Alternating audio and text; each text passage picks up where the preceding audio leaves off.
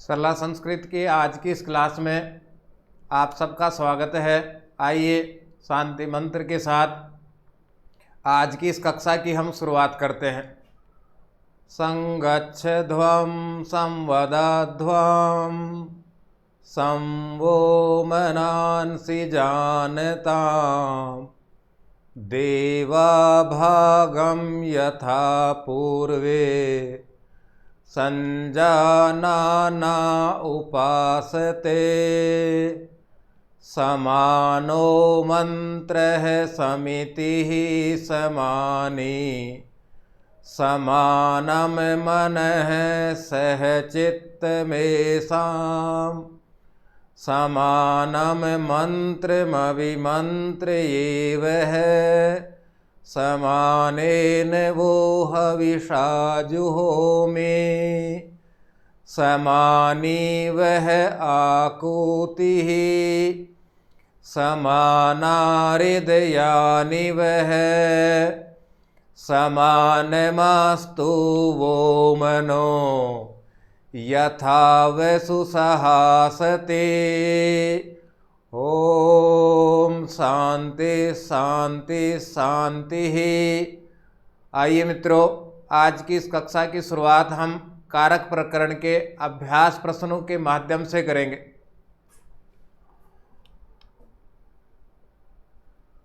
प्रश्न संख्या 1, सह पिता आगच्छति। रिक्त स्थानम पूर्यत, खाली स्थान की पूर्ति कीजिए। हमने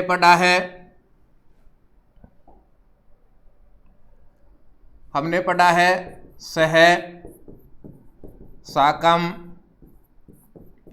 समम अथवा सार्धम।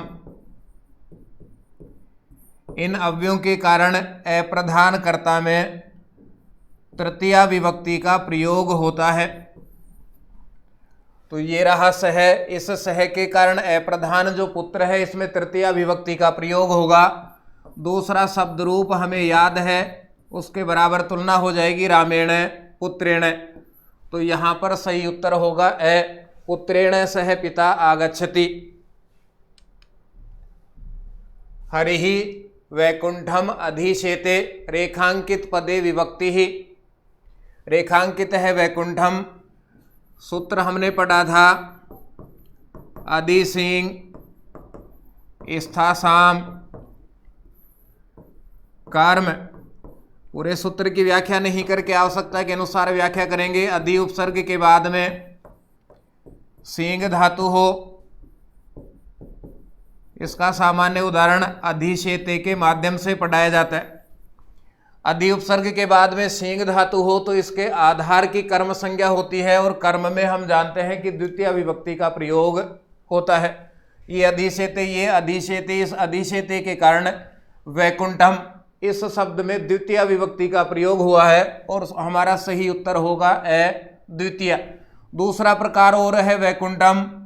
तो इसके बराबर का जो दूसरा शब्द अकारांत हमें याद है रामम, इससे भी तुलना करके हम सीधे विभक्ति की पहचान कर सकते हैं यदि हमें नियम को समझने में किसी भी प्रकार की समस्या है तो।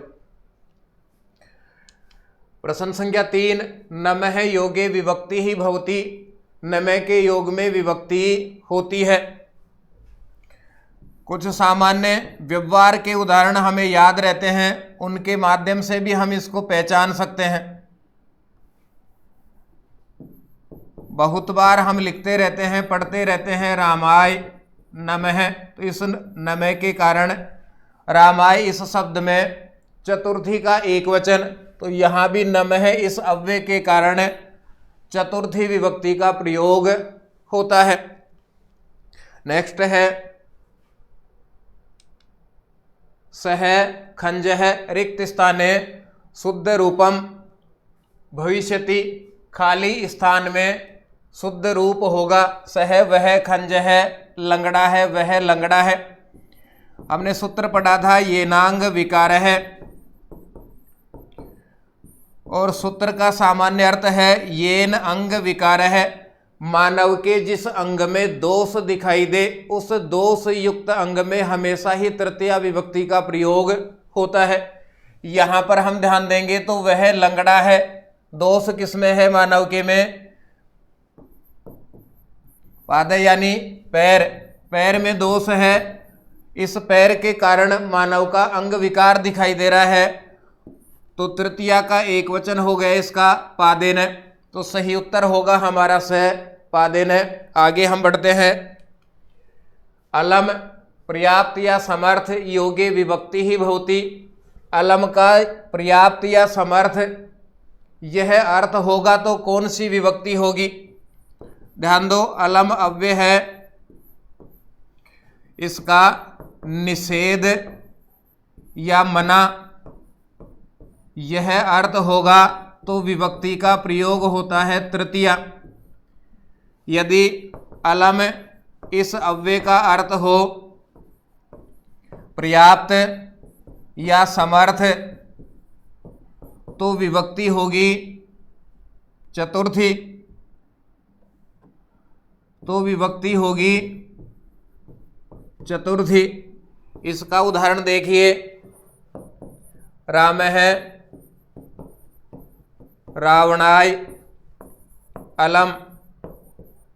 राम रावण के लिए पर्याप्त है। तो जब अलम का अर्थ पर्याप्त या समर्थ होगा तो अलम के योग में हमेशा ही चतुर्थी विभक्ति का प्रयोग होगा। यहां पर सही उत्तर है हमारा ब। आगे देखिए, संस्कृत भाषायाम कारकाणाम संख्या भवन्ति। संस्कृत भाषा में कारकों की संख्या होती है। सामान्य प्रश्न है 6। षट् कस्मिन् विभक्तौ कारकम न भवति। किस विभक्ति में कारक नहीं होता है? षष्ठी विभक्ति में कारक नहीं होता है। ध्यान दो, राम मोहनस्य पुस्तकम पठति। राम मोहन की पुस्तक पढ़ता है। राम मोहन की पुस्तक पढ़ता है। और कारक की परिभाषा में हमने पढ़ा है जो क्रिया को जन्म दे, जो क्रिया को पूरी करे, जो क्रिया को निष्पन्न करे, या जिसका क्रिया से प्रत्यक्ष या सीधा संबंध हो उसको कारक कहा जाता है।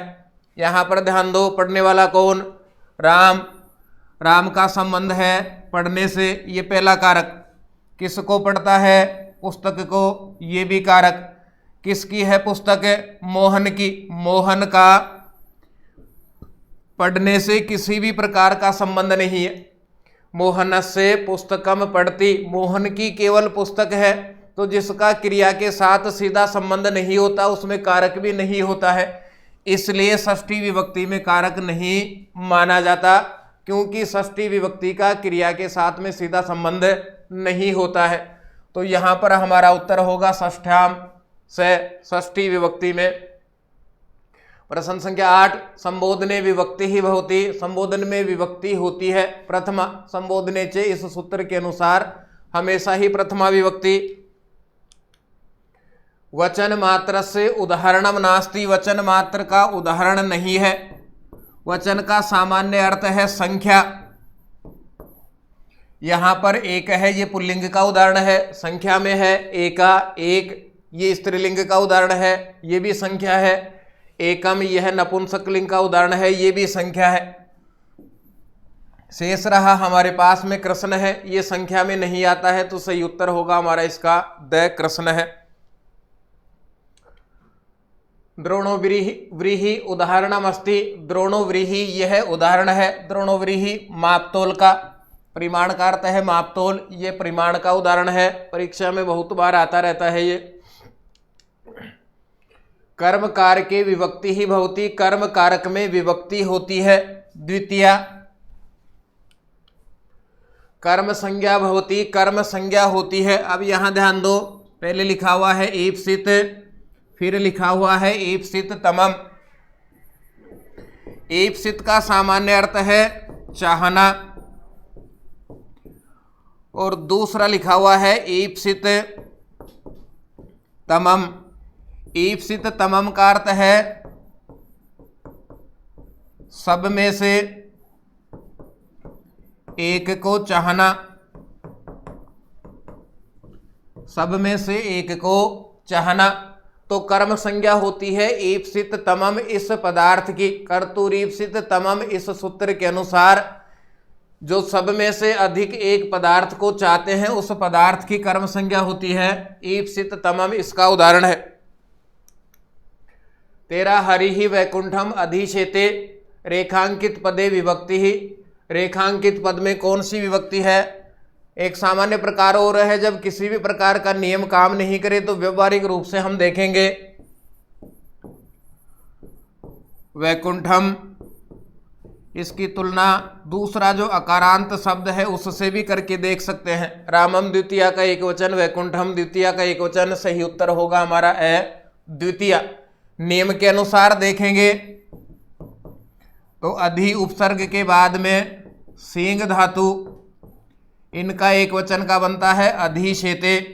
यदि इसी के उदाहरण अधिकतम पूछे जाते हैं तो अधिशेते के कारण रेखांकित पद में विभक्ति है द्वितीय। आज का हमारा इतना ही अभ्यास रहेगा। कल हम फिर से नए टॉपिक के साथ आपके सामने हाजिर होंगे।